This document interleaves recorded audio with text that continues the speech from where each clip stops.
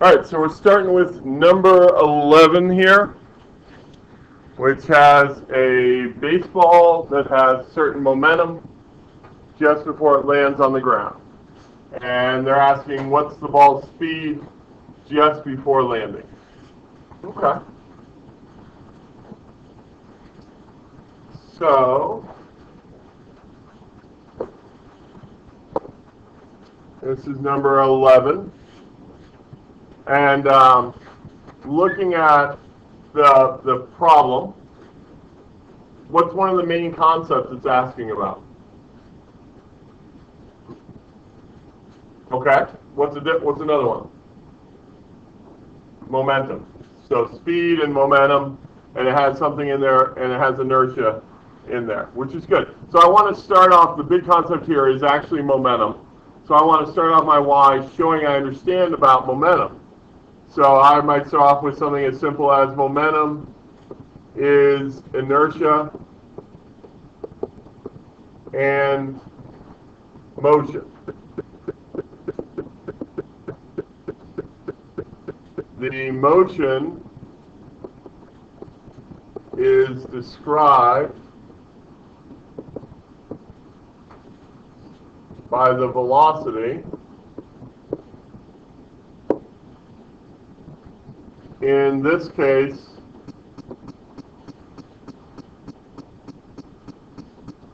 since the momentum is down, actually not momentum, let's say velocity.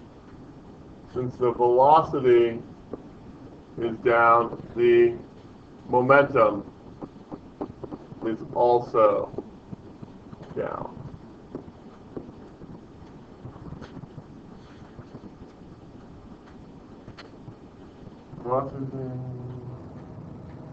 Let's see, how did I do on my rubric? I think I showed a clear understanding of the physics of the problem because I clearly understand what momentum is and how motion is described. Sketches the roadmap to the how. Well, I did bring in that in this case the velocity is down, so the momentum is also down. That kind of ties that general momentum idea to this problem. And nowhere in there did I explain how to solve it. I'm just telling why the universe works this way, giving, no math in there, no equations, no I'm going to use this or anything like that. I'd say probably the other thing I want to add to my why here is some type of diagram. Just because I think this one could use a diagram. So, let's see, I've got the ground here. I've got my ball. It's going to be moving in this direction, so the velocity will be down. And its momentum, which is also a vector, is down. I'm going to do something a little radical here. I'm going to call downwards positive. Is that okay with everyone? Does that freak anyone out? No? You okay with it? Good. So I would say that would be a why that would get me full credit. That's good.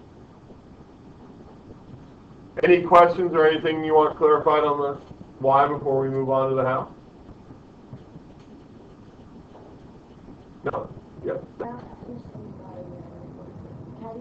The round thing is the ball, and the straight thing is the ground. But how do I know? How do I know the velocity? Okay. It says just before it lands on the ground. So from the context, I'm taking that to land on the ground, you have to be moving down towards the ground, or the ground has to be moving up towards you. But in this frame of reference, the ball is moving because it has momentum. So it has to be moving. So I took the chance that it was. Does that make sense? Okay. There's nothing that tells me in there that the ball is moving downwards except the word lands. Does that help? Okay. And how do I know the velocity and the momentum are in the same direction?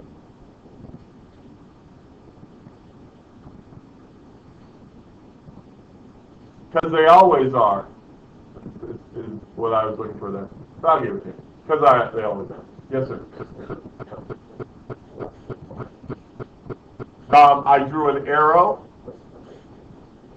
Oh, that would be a p, because p is the variable for momentum. Yep. Good question. Good question. All right, let's go on to the how. And I put the rubric for the how above it because I never know how long I'm going to go with the how. So, let's see.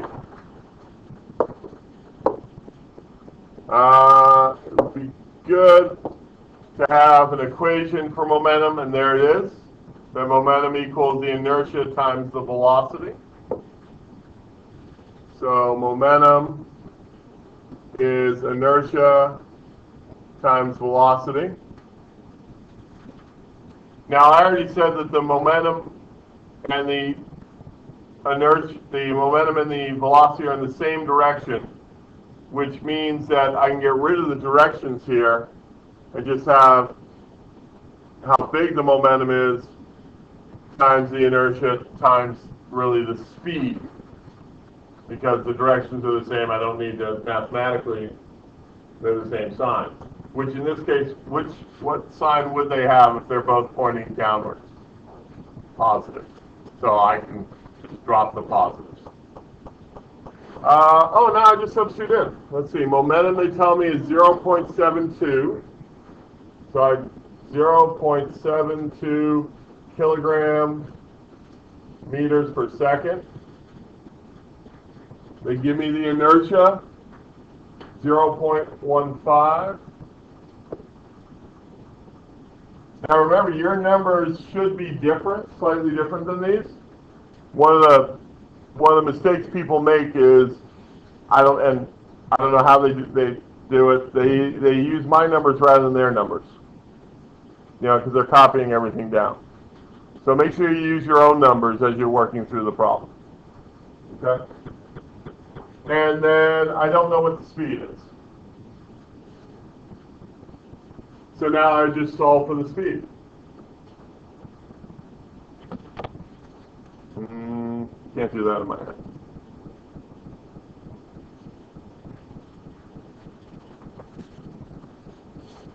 And I get 4.8, I'd like 4.80 meters per second. Even before I check it, let's see if I hit all my rubric points. I started with valid physics equations. I applied the correct equations, I hope. Correct substitution with units, yep, I remembered my units. Correct mathematical work, seems that way. Hopefully that's the correct answer, and I rounded it correctly.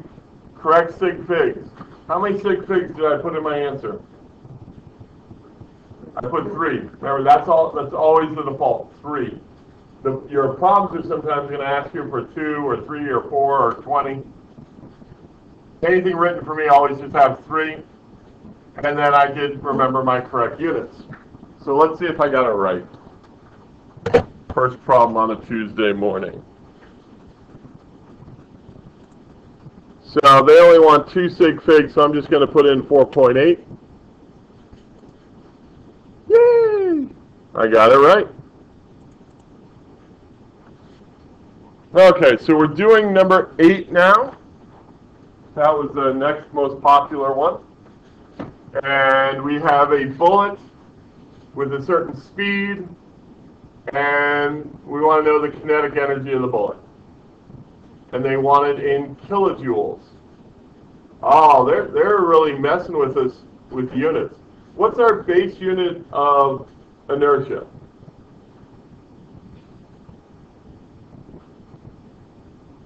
Anybody?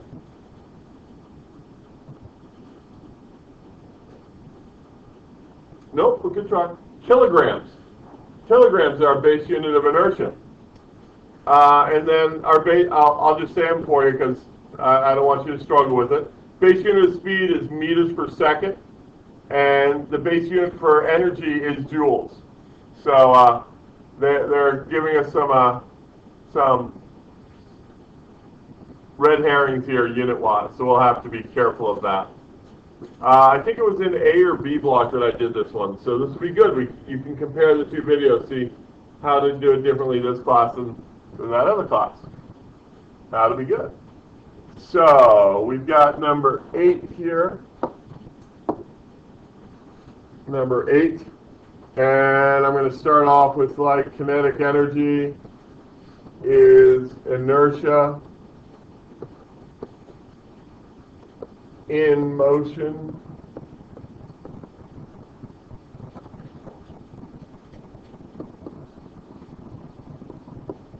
the motion is described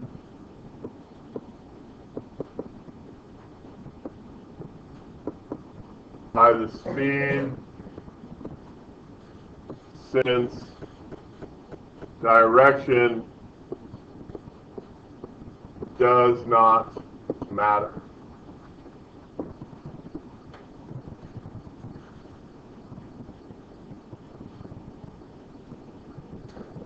And I'm going to say the faster the bullet, the more kinetic energy. I mean, this one and the last one are so kind of base concept ideas that it's hard to tie them back because they're just about definition of momentum, definition of kinetic energy. So these are actually harder to write a Y for because you kind of have to pontificate on something that's so basic. All right? So you may find yourself saying things that you just are taken for granted. Any questions on this Y? Anyone think I need a diagram? I don't feel I do because I don't think it would show me any insight. So let's go on down to the how here. And I need an equation for kinetic energy. Luckily, I have one right here on my handy-dandy equation sheet. And also what's handy on this is on the back, you have all the prefixes for all the metric units. So if you're not, you haven't memorized your prefixes over the years, those are good, those are there. So, all right, so I'm going to start with that valve equation. Let's see, we'll use blue. Kinetic energy is 1/2 inertia speed squared. And I'm looking for the kinetic energy. The inertia, let's say I'm told the inertia, 9.50 grams. I want to work in base units though, so I'm going to put that as 9.50 times 10 to the minus third kilograms. And then my speed is given to me as 1.40 kilometers per second. I don't want to work in kilometers per second, I want to work in meters per second. So of course, you guys all know this, 1.40 times 10 to the minus third meters per second. Square that whole thing. And then now you can just number crunch, right?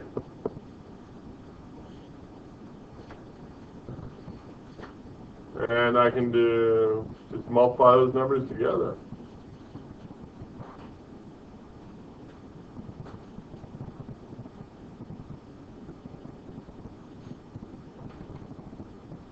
Oops, the pen must have slipped or I just and to the third. Sorry.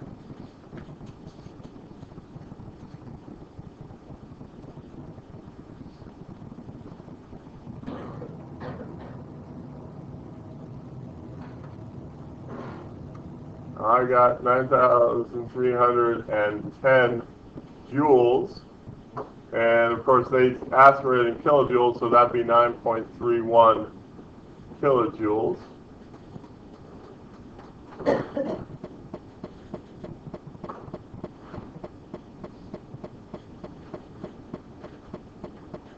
Yes, the bungee cords make a neat sound, don't they?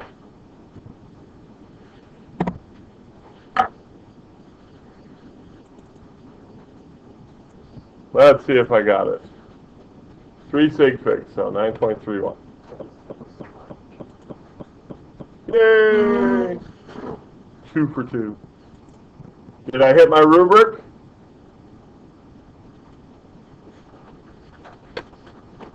Looks like I did.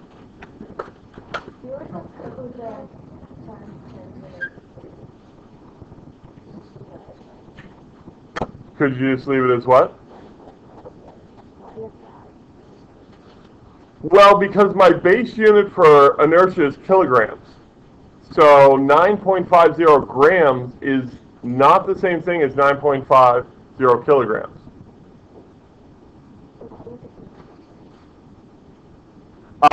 I personally like to work in base units. That way, because I know a kilogram, if my inertia is in kilograms and my velocities are in meters per second, then I'm going to end up with joules. But you could leave it in grams and kilometers per second, you know, and then after you got your answer, which would be in grams, kilometers squared, seconds squared, figure out how to convert that to joules. And then you'd have your answer that then you could convert to kilojoules quite easily, and you'd be able to answer the question. But personally, I like to get all that out of the way ahead of time, and then I don't have to think about it, because even me, I'd have to write down and do like, you know, a picket fence type thing to figure out how does kilogram, kilometers squared per second squared relate to joules. I wouldn't have it at the top of my head. Okay? So that's why I do it, because it just makes more sense to me. But you can do whatever method you'd like. Just be careful of your units, because you can't just ignore them. Does that help? Okay. Alrighty, number 12. Now, number 12, they do a nice job. They give you a lot of background information here, right? And they even tell you how they use their notation, which is slightly different than how we have been using it. You know, I don't put the slash in between my letters. So let's see what is the main concept here? What's the main idea that we're dealing with in number 12?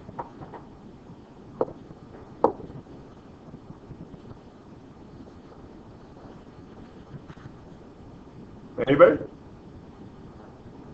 Take a second, read through number 12, and just give me a what do you think the main idea, the main physics concept involved in there is? Frame of reference. Excellent. Frame of reference. So, let's see, what do I want to say about frame of reference? How about all velocities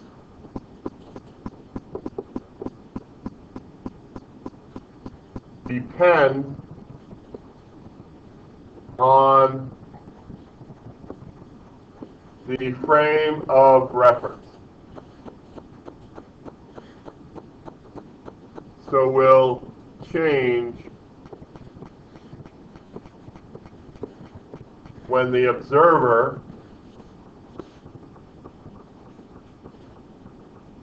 changes their frame of reference.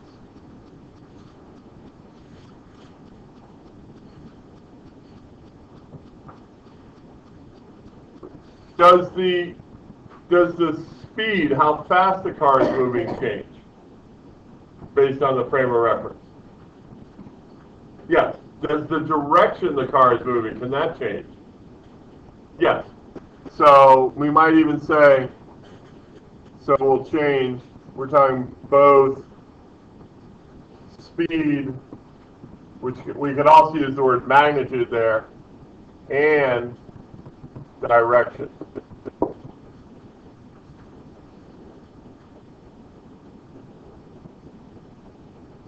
Good. The other term you might hear used by a bunch of people in this type of law would be relative velocity or relative motion. But same idea, because that's just saying everything is relative to your frame of reference. Just another word to use. He's trying to stay awake. It's okay, I feel the same way. All right.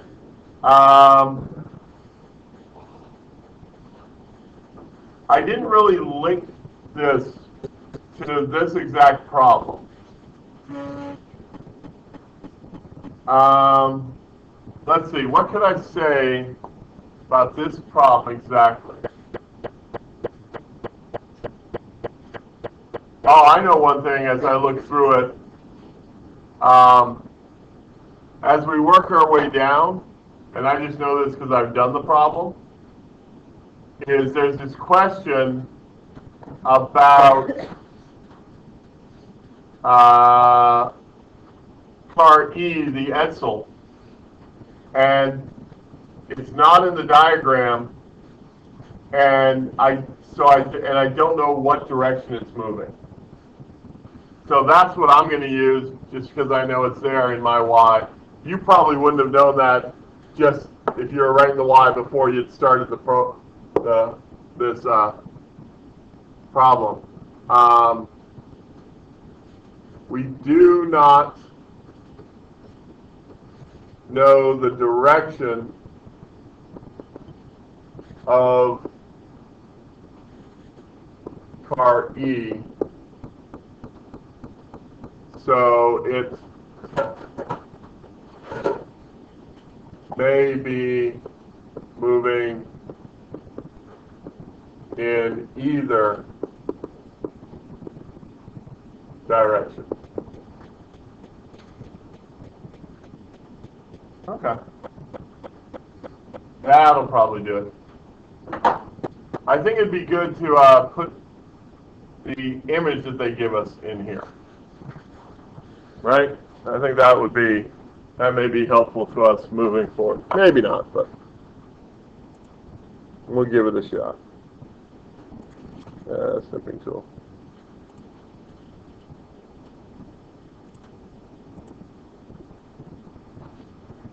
Oh, that was it.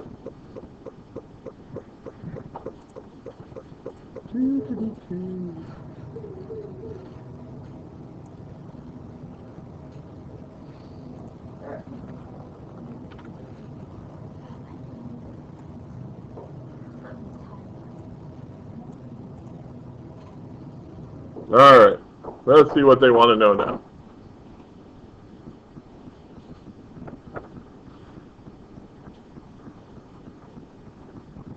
I don't think I really need to do any how for part A. What do you guys think the answer as you're looking at part A is for A?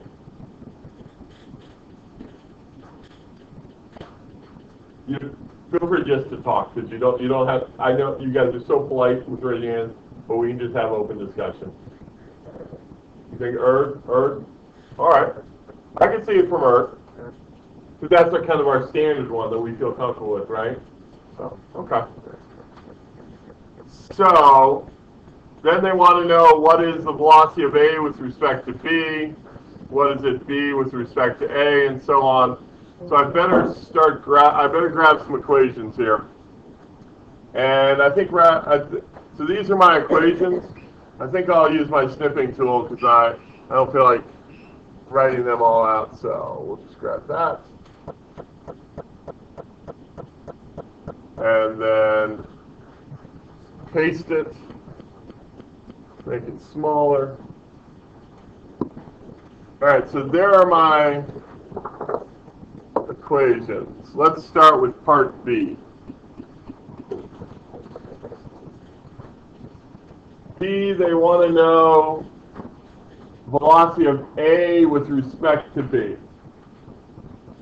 So I want to know velocity AB that means I need to know the velocity of A to something plus the velocity of something to B. I'm going to guess the Earth because that's the common one. So I'm going to guess that I can figure out. So I know, let's see, this right here, this is velocity of A to the Earth. This is velocity of B to the Earth. This is the velocity of C to the Earth. And these should all have. And this is the velocity of D to the Earth. Which direction do you guys want to call positive in our diagram? Remember, it's arbitrary. We get to pick. To the right? Everyone good with to the right? Okay.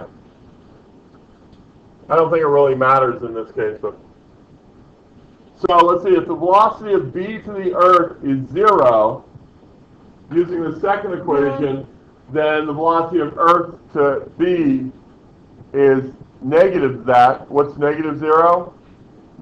0. So I can fill in here AB, sorry. That's what I'm looking for. I know A to the Earth, that's positive 12 meters per second, plus E to B we said was 0. Oh, so my answer is just positive 12 meters per second. And remember that positive means to the right.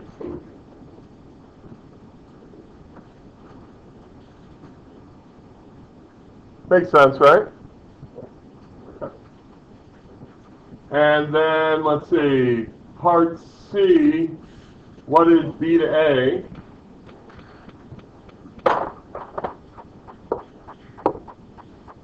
So, part C, velocity of B to A, well, that would be just the negative of velocity A to B, which I already know. Right?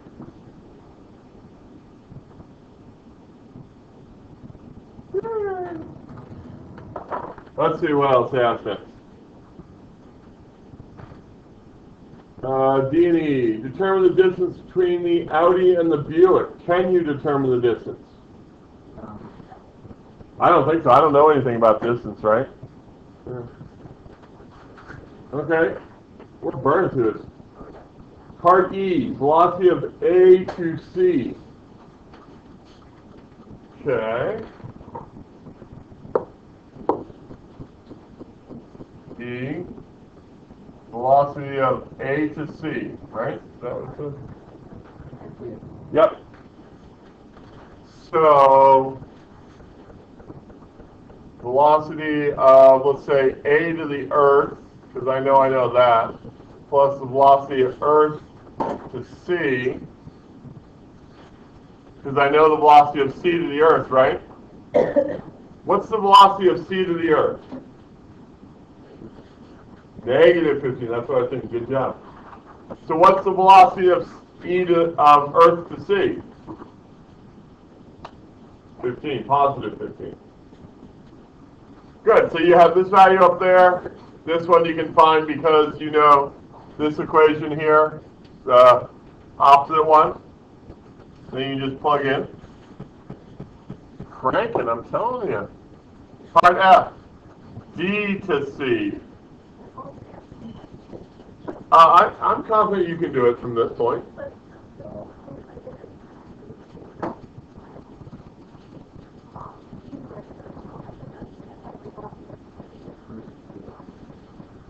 How they got the answer for this one? Well, we were just talking about how I know velocity E to C is the opposite of velocity C to E, right? And, right, what is my velocity of C to E? It's negative 15, right? So what's the opposite of that? 15. So I know this value, that's 12. I know this value is 15. Add them together. Does that make sense? I think the key is if you can set up this equation, then you're probably going to have the first one and then just have to do an inverse to find the second one.